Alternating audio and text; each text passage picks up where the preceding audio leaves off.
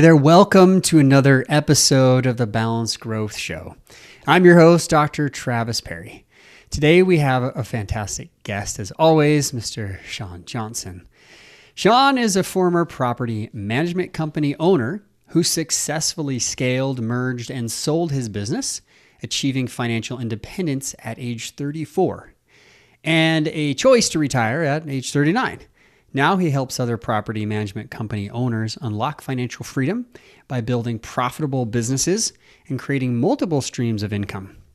Having navigated the challenges of growing and managing businesses firsthand, Shawn understands what it takes to increase profit margins, streamline operations, and build wealth through the strategic investments. His proven frameworks help property managers not only grow their wealth, but also reclaim their time, allowing them to transition from working in the business to working on the business. Shawn, thank you for being here and being so willing to share your expertise, my friend. I'm honored to be here. Thanks for having me. Absolutely. Tell us a little bit about your story. How did you even get here? How did you get to this point at age 34? Age 34, that's incredible that you were at a place that you were able to retire at 39. So talk to us, like, what was the journey like? Tell us a little bit about your story.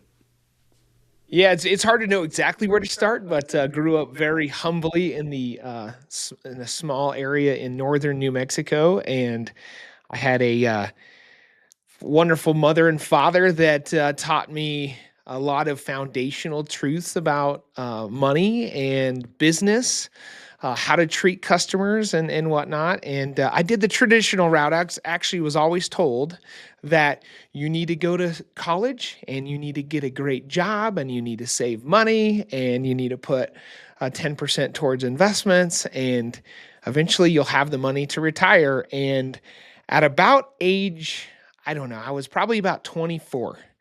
I actually started to hate that thought process. I, I wanted to be an entrepreneur at that time, but I went to flight school and flying helicopters. That was early on in my helicopter journey. And I always thought, well, man, maybe one day I can, save money and buy a helicopter and create a business out of that. It was kind of the first business thought process. Of course, we didn't go that way. I, found my beautiful wife. We got married.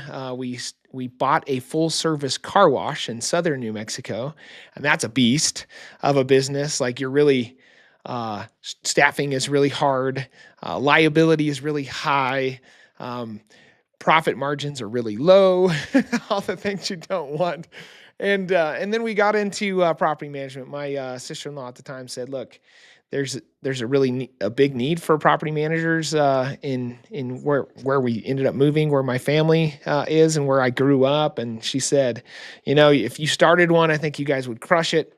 So we did that. We started a property management company. My wife had already had a real estate license. I was still flying helicopters, working a 7-and-7 schedule, which allowed me the time, the mental capacity to really do both things. And it really grew fast. And that's kind of where that journey, the business journey went. The other piece to this, I think that shouldn't be neglected is, we got married young. I was 25. My wife was 23. And of course, it comes with the big student loan debt. We both have college degrees, and then I went to flight school, and comes with all that baggage.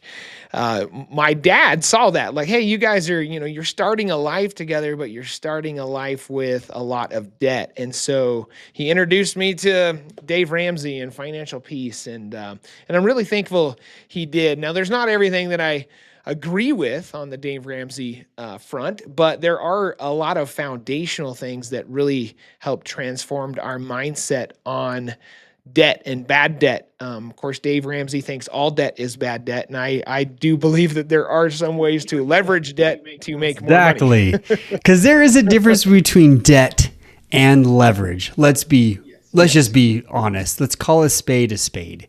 All debt is not necessarily evil. In fact, investing in yourself, investing in your education is, in my opinion, the best investment that you could ever make. Because Absolutely. that return on your education, that ROE, is going to be what makes you an expert, what makes you someone that other people look to and will pay you for your advice instead of for your time. So I couldn't agree with you more right there, my friend. Yeah, yeah, and I'm glad that I was able to decipher that out because I think a lot of, especially younger folks that go down that route, they actually get a averse relationship with money as a result of the adverse relationship with debt. And I think that Right. actually stifles a lot of potential and growth. And I'm glad that I don't know why my mind separated out or why my wife's mind also did, but I'm so thankful it did. Really cool. This has a lot to do with my book, Marry and Grow Rich, like this psychological relationship with money.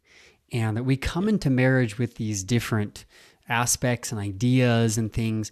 And so if you come through, a Dave Ramsey mindset or a business mindset, I know, for personal, maybe debt is more problematic. But in business school, they teach leverage. They don't really talk about debt. They just teach leverage.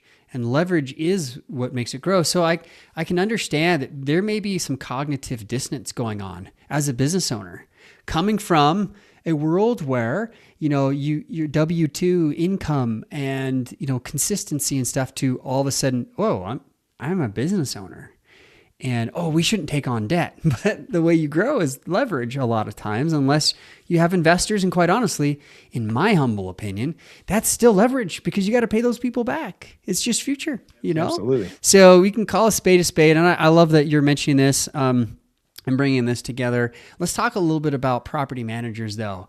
It seems like you've got some things figured out here that property managers and other business owners, just in general, could probably learn from. What would you say are some of the biggest issues that these property managers, these business owners, are facing in trying to grow their businesses and grow their multiple streams of income? Yeah, I think the biggest one that most property managers face is that they feel like their service is just an expense item Mm. to the investor instead of a value creation for the investor. And what happens there is they fall into the trap of not charging for the services and the values they actually create for the investor, and they often avoid providing those values because of that, because they can't charge of it. So if you're not having a profit margin or generating profit in a business, it's really hard to create new avenues of value or avenues of profit in the business for your clients. So for instance, like if a big property owner has 30, 40 doors and he goes to a property manager, obviously they're focused on the bottom line, but they're also focused on reduction of liability. How can you find the fastest tenant or the best tenant in the shortest amount of time? Those are the things they look for, but oftentimes property managers only look at me just providing a service so they can not have to worry about doing the work themselves. And that's part of the value. The other value is those other things that is often missed, and therefore they don't charge for them. And I'm of the mindset, if somebody doesn't charge for something, I actually start to question if they even provide a service for it, because there's a one-to-one correlation. Is if there's a fee associated with something, now I know that I'm actually getting that service.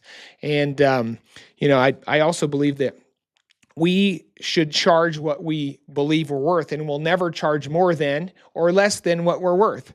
So we've got to believe in what the value that you create for your clients is, and then charge accordingly.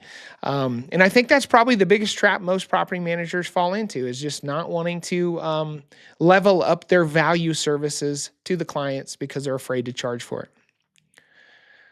Well said. I think that in my experience with business owners in so many different industries, financial planning to mortgage brokers to chiropractors to plumbers and engineers, that seems to be a consistent problem for most business owners. That, well, what do we charge? Well, what does the market say? So let's charge what the market says and let's undercut. And quite honestly, one of the worst things you can do is be the cheapest person out there. Because where are your profit margins? And then how do you scale? Well, you're not Walmart. Walmart has figured this out. There's a science behind this. And I don't want to get into Walmart, but we're not Walmart. And if you're providing a service for others, you've got to provide a quality service. You need to value what it is that you have. So I really appreciate you bringing this up. Let's talk about some ways to overcome it. I know you have some frameworks. I know that there are things that you have been able to do yourself and that you help other property managers do. Why don't you walk us through some of your frameworks here? Yeah, one of those, especially on the pricing world, is in the property management world, it's contractual, and typically you see an annual contract or an agreement in that space, um, in which it makes it very difficult to then raise prices. So part of the frameworks that I help my clients out with is that we can systematize the way in which we increase our value and fees to the client on an annual basis, so that way it's not so cumbersome to actually do it. So for instance, when you go to watch a Friday night movie with your family and you turn on Netflix and the little pop-up window comes up and it says, "Hey, your fees are increasing next month to, $29.99." And most people are like, "Just get out of the way. I want to watch my movie. Leave me alone." That's how I envision this same process in property management. Even though it's an agreement, it should be so fluid that the if you are delivering a value to your clients and the perceived value is there, that when a fee increase or a new service is introduced, an upsell, if you will, then it to them it's just click, get out of the way. Yep, let's move on, because there's stickiness. They see the value in the services that you provide, and it's not so difficult to then increase your revenue within the company. Where most get trapped is that they lock in an agreement. They've kept the same agreement for 10 years. Nobody's ever seen a fee increase, but we all know how much inflation has changed over the course of time. Like I'm a believer you should increase in any business at least annually, but even better, every 6 months, you should address how much you're charging to the client. And I think that helps us realign our focus on the value we're actually creating for the clients as well. Because we all know that we want to provide the best service possible, but we can't do that if there's not a profit to maintain and create in a business and then reinvest into the business. Yeah, well said. Yeah, I mean, that's a big part of this. So, how do you suggest? Talk us through maybe some other steps in the framework. How do you suggest that these property managers or business owners in general? I can see how this applies to literally everybody that I speak to. We have these conversations about how you value your time, right? Or how you value your expertise. You can sell your time, but you're really trading time for money, and there's a cap.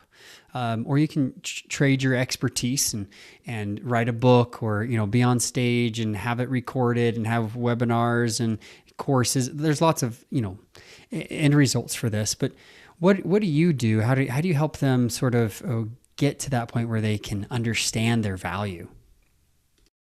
Yeah, that's probably the biggest challenge, but the easiest way is to look at it on like a cost basis. So if you're providing this service, if they didn't have that service, how much would that cost them to not have it? That's probably the easiest way to equate it. The other part is like, um, if you don't provide this service, what kind of liability risk does it cause to them to not have it? And so we work through those things. I think the biggest part I try to get people to actually think is not to think about the individual service, but to think about the time that it takes to manage or the time that it takes to service a client. Um, I think time is extremely undervalued in our culture. We chase money far more than we ever chase time, and I think that's a huge travesty. So I try to get my business leaders that I help coach to rethink what their time is worth, and then translate that into what the service that they're maintaining. Because let's look at the client's time; their time is also worth, and you're saving them from not having to manage those properties on their own as well. So that's just another way to look at it. But so often, and especially in our society, it's I'm willing to spend my time to save money, and that's not how it should be, in my opinion. We should be willing to spend money to save time, because Money, we could always make more, but time is finite. You can't gain more. Yeah. Well, you're speaking my language. First, you use my name in vain, right? That's a travesty. And two, we talk about time. And my first book I wrote that I published is called Achieving Balance. It's all about time management based on what you value, right? So not just, how you value your time, but using your time where it is most valued for you. And you're exactly right. Most business owners that I've seen, they really struggle with time. They struggle with time management. Most don't have a system in place. Most don't follow that system. If they did, there's nothing that the whole company uses. Everybody has like their own tips and tricks to kind of hodgepodge some of this all together, which creates cultural problems. I know you're somewhat of a time management expert in this industry. Talk to us a little bit about some of your steps and frameworks to help people manage their time better. Yeah, a lot of what I've learned over the years kind of stitched together from just other experts, but I'm really a big fan of like Dan Martell. Dan Martell's, Buy Back Your Time book really changed a lot for me several years back. But one of the things is I literally encourage my clients, and I do this myself, to do regular time audits. It is so easy to be in the grind the day to day, and you don't even realize that 3 o'clock is rolled around and you haven't even accomplished anything, and there's nothing really to show for it. And when we do a time audit, we see everything we've done for the day, all the distractions. Literally, if you want to beat your competitors, I'll bet you could just out distractions than them, and you would beat your competitors because they are facing the same distractions you are. And if you can ignore the distractions, you'll beat them. It's that simple these days. It's like that's the low hanging fruit. But a time audit is super important. Then putting what you're actually doing every day into buckets. Like, what is actually going to create growth and value for my company? Put those into a bucket. What are the things that have to be done, but I shouldn't be doing them? And what are the things that could be possibly eliminated? And put those into a bucket. And those things that can be eliminated, eliminate. Those things that you shouldn't be doing, but still have to get done, delegate. And those things that drive the company forward, those are the ones that you should then, okay, should I be doing it? Does this give me energy, or does this take away energy from me? Because I think that's super important, because, oftentimes when those things do create value, but it takes away from me or takes away from my energy, actually leads to burnout a lot of times. Like, we just get overwhelmed by all the things that have to be done. That's creating value. I know it has to get done, but I don't enjoy doing it. Look at if you can delegate that to somebody that's a higher level. That's not just a task taker, if you will. And that's how I help my clients really audit the time, because it seems like on average, about 60% of everyone's day is on those low-level tasks that don't really move the company forward. And in property management, like so many other businesses, especially with business owners, Mr. Client might have a massive flood flooding the basement, and that derails your entire day. And that's it. Once that derails, it's so hard to then get back on the rails and then move that forward. You have a day completely missed on opportunities, then it turns into 2 days, a week, and a month, and you're dealing with these bigger problems that you look 6 months down the road and think, well, the company's not any different. We're not making any more money. We've probably churned some properties now. We've churned clients, and I don't have much to show for it anymore. It's because our time is not being dedicated to what actually matters. Well said. Well said. There's so much here that we could unpack, but I like the idea and the analogy of these buckets, right? Having these buckets together, knowing where your buckets of time are, and having these time audits, something that I again, couldn't agree with more. I talk about it in my book, Achieving Balance, a lot about where you're spending your time. Most people have never tracked it. They've never tracked their time. There's like a plethora of apps out there. It's super easy to do. Yep. Our phones. And one of the reasons I have, I'm a Mac guy. All of my hardware is Mac. because it kind of goes through and connects with everything. I can connect, easily with all these different monitors and stuff, but it also tracks my time, and I can see where I'm spending my time at work, at home, on my screens. It's not just my phone, and it's very helpful. But man, even if you just look for a day where you're spending your time and how you're using it, you'd be amazed. Oh, I'm actually really doing this. So I do a time audit on their personal side and their business side. Say, hey, this is what you're doing in life in general. And then here's where you're spending your time at work. Let's be super productive at work so you can spend more time on the personal side to do things that are more important. That's the general gist of the make time method. But I like what you're talking about here. Basically undistract your competitors or distraction your competitors. I like this concept. Constantly are we bombarded. Constantly. Yep. We're destroyed with our apps on our phone, with emails, with interruptions from even your own team, right? So having those boundaries between technology, your team, your family, right? During the day, I turn off and have a work focus on my phone so that no text calls come through during these specific times. I can go back and check. I can take breaks and check and make sure everything's not on fire. And if there's a true emergency, my wife knows how to get a hold of me. And I work from home most of the time, so that's great. But that said, what would you say, based on what we've been discussing, what would you say that property managers, other business owners, what should they really focus on? We've talked about value, avoiding distractions, time audits, putting your time into buckets. What's the most kind of important factor in all this framework that if they could focus on that one thing, it would really make the difference in all the other areas? What would you say? I always result to the people factor. When we build leaders in businesses, they are empowered to do the tough work for you.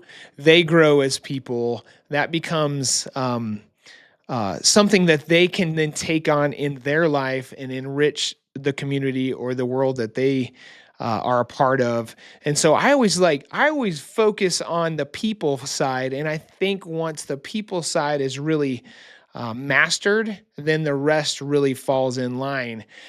The P&L, yes, it's important. The balance sheet, yes, it's important. New clients, customer acquisition costs, all that stuff's important. But when we focus on the people side, those things actually fall in place. And I'm just such a big proponent of trying to make other leaders that can be relied upon to run a efficient business without always you being the guy that has to do it, or the gal, in the business. So where do you start then? You've talked about these ideas, these frameworks, really focusing on the people. What would you say is the 1, 2, 3 steps that other businesses, and other business owners out there are like listening to this going, okay, wow, I'm hearing a lot from you, Shawn, this is great, but where would I start? What's the first thing, second thing, third thing that you would suggest? As far as, and let me just clarify, as far as the people side. Yeah, people side, beginning there, and then incorporating. I'm guessing that you're saying with the people side that you also want to build your value, you want to help them avoid distractions, you want to help them manage their time and know that they're valued in the company. So I'm kind of putting this all together, saying, great, if people are the most important, where does somebody begin on this?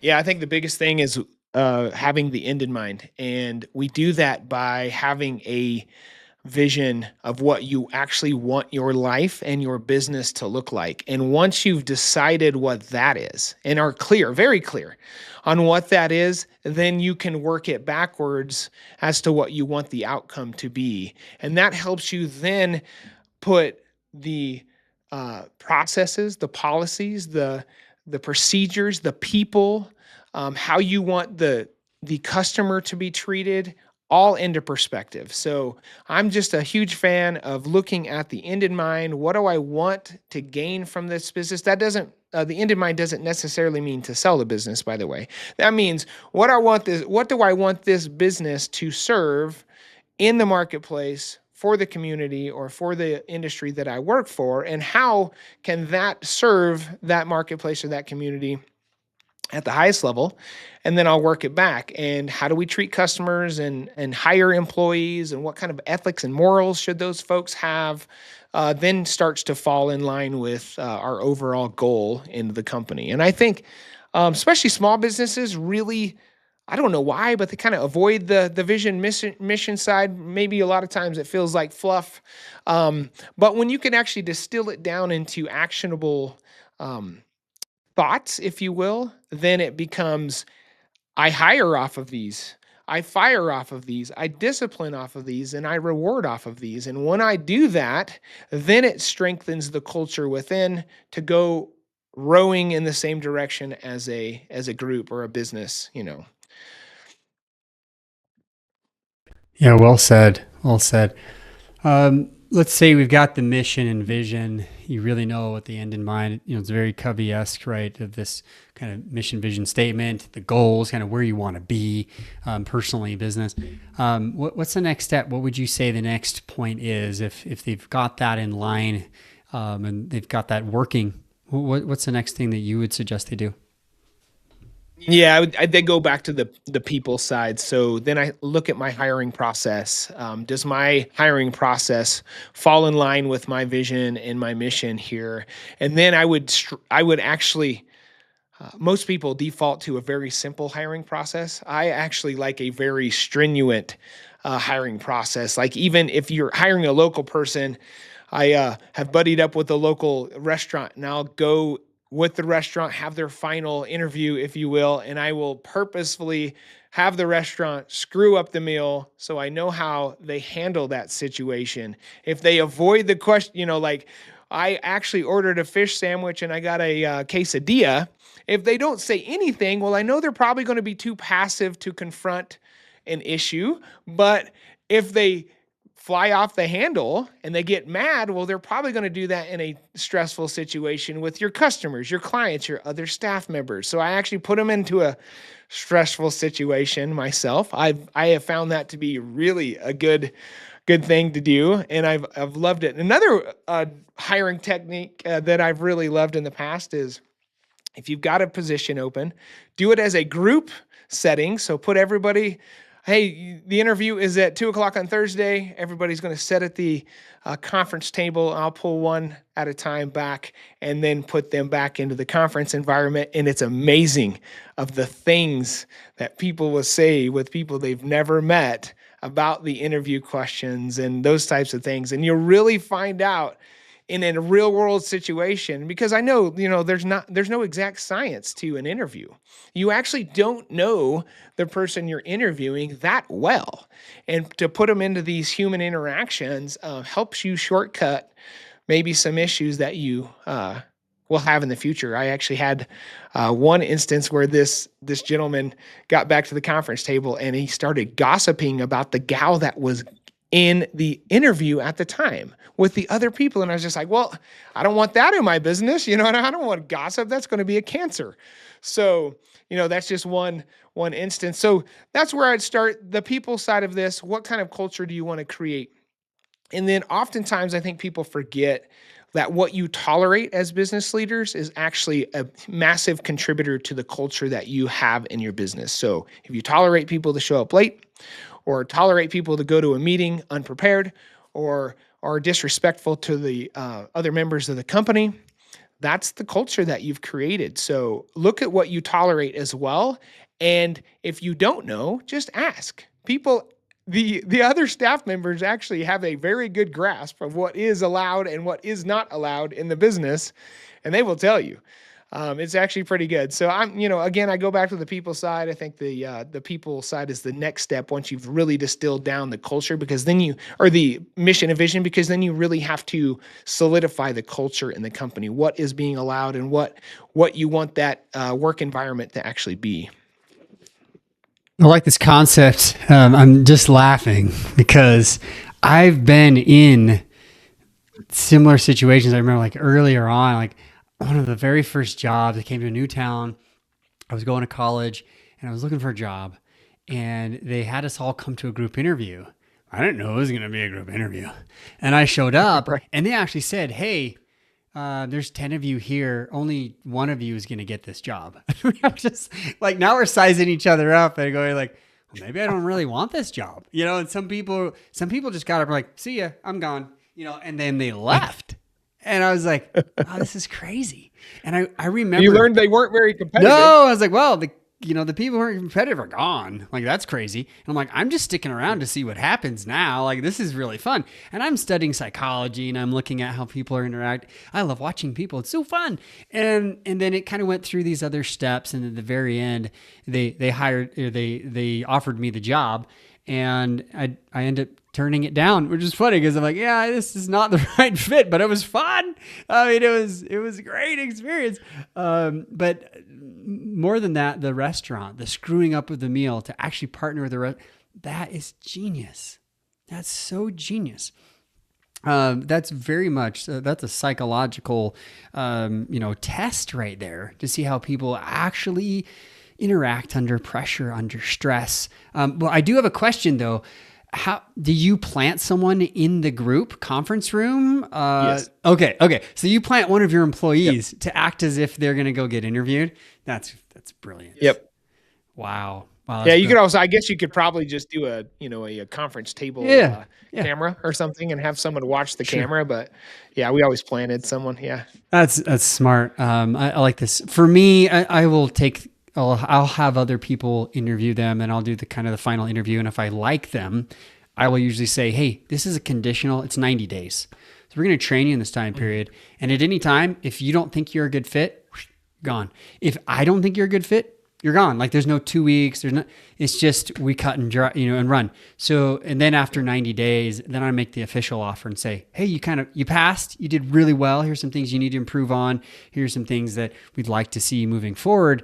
But I think you're going to be a good long-term fit.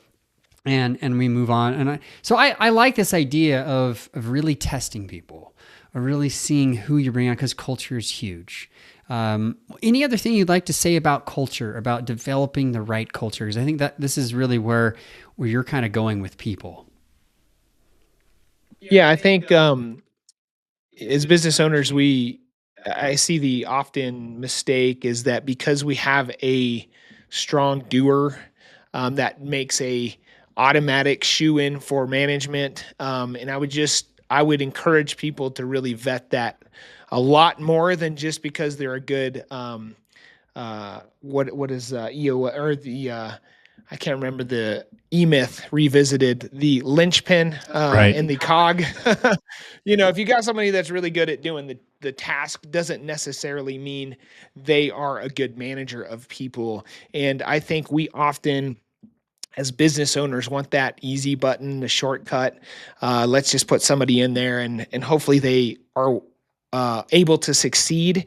And we actually ruin good staff members because they aren't set up for success in having the skills and the abilities to be a good manager. And so part of that culture, I think, is to have a good leadership growth plan. Maybe it's just you and that new prospective manager mentoring together, spending time together, teaching them the ropes on how to handle tough situations, on how to handle client complaints, or whatever the case may be. But to actually have a path of gaining the managerial skills it takes to elevate in a company. You've touched on a lot of great things here today. I'm seeing some takeaways of focusing on the people first, really identifying your hiring process, your firing process, which you didn't really get into. I'm sure, you talk about this, and then growing people, right? Giving them the opportunity, the skills, the education to know how to grow through management. I love that. Anything that you would suggest at the end here, Shawn, that you would want to include? Anything that maybe we want to touch on to emphasize before we're done with our interview today? Yeah, I think I'll touch on this because this is really part of the framework is viewing your business as a asset and not just a job. I think commonly business owners fall into that routine of like I quit my W-2, I'm going to start a new business, and then it turns into a lot more work than I expected, and then it turns into a job, the job.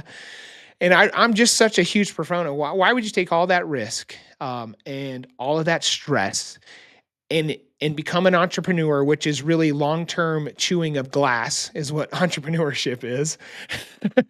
and and not really view it as an asset, a financial wealth generating means, for a bigger, brighter future. Um, I'm such a big proponent of looking for ways to widen the gap between revenue and expenses to increase profits, and then utilizing those profits to reinvest in the business, and then taking that beyond that to create other cash flowing assets. Maybe it's complementary businesses to the one you have, or real estate investing, or whatever the case may be, other software investment, whatever. But to look for ways to create wealth beyond your business, because a single source of income, and I'm in aviation, is like having a single engine airplane. And when that engine goes out, then you're just reliant on the coast down to the water or to the runway. And hopefully you have a good stick the landing experience. But the reality is, the reason commercial airliners have multiple engines, because if one goes out, they're still flying. So if one goes out, your main business, then you're still living a life that is not stressful, that is not strapped for cash, that is not putting a financial and a relationship strain on your wife or your kids or whatever, your family, your legacy. And so as entrepreneurs, we don't get the 401k pensions and all those things. We've got to find our own path in financial freedom. Right. And I'm just a huge proponent of multiple streams of income. That's really like the core of the program that I help entrepreneurs with. Wonderful. Yeah, and I can agree with you more on the end of my book, Marry and Grow Rich. Talk about, using your business as leverage, as an asset to then say, hey, if this is successful and you've done really well at this one business, because I think there's this thing, well, I've got to start 5 businesses at the same time. No. Do one first. Do it really, really well. And when it is an asset and you can literally walk away and it still runs without you because you built it, well, now you can leverage that. You can leverage the income for another business. And I use Elon Musk. I know right now, he's a highly divergent individual in personality with politics aside, though his business acumen, he just has nailed it. He started, and left PayPal and then began other businesses. And he's not boring the tunnels under the roads. He's not building the cars. I mean, there may have been a time where he jumped in to save the company, but he's not flying to space. He's allowing all of his leverage from other businesses and income to now build multiple businesses, what I call business stacking. And you call it multi, levels of income or multi streams of income, and same concept, same idea. And I love that. I'll begin where we ended with flying, with having multiple engines, and being able to successfully navigate this wealth building phase of life. I appreciate you being on here, Shawn. I thank you for your advice. If people want to connect with you, especially those in property management and other fields that feel like, hey, this guy, I need his help, where can they go? How can they reach you? Yeah, they could go to my website, which is ShawnAustinJohnson.com, and they could connect there. Shawn is spelled SHAWN. And I'm on all the socials at Shawn Austin Johnson. So Instagram, TikTok, wherever. You can always reach out on those as well, even X. I think my handle on X is Shawn A. Johnson X, because Shawn Austin Johnson was taken. But yeah, happy to connect. I love talking about business, especially generating wealth. And back to Elon real quick. Him and Richard Branson are so successful with that because they have extremely good executive assistants.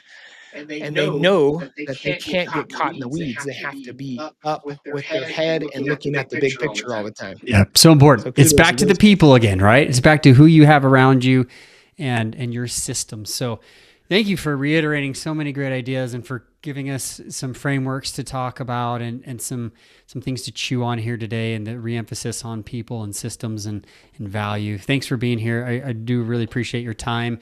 Guys, if you've enjoyed this, like, share, do all the things. Check Shawn's, website, ShawnAustinJohnson.com. Check him out and connect with him on social. If you still haven't gotten the book, Marry and Grow Rich, go to marryandgrowrichbook.com. And a lot of the same principles are applied in different ways and forms as we've been discussing them. Definitely get that book and watch it as it changes your life. And until next time, remember, live life on purpose together.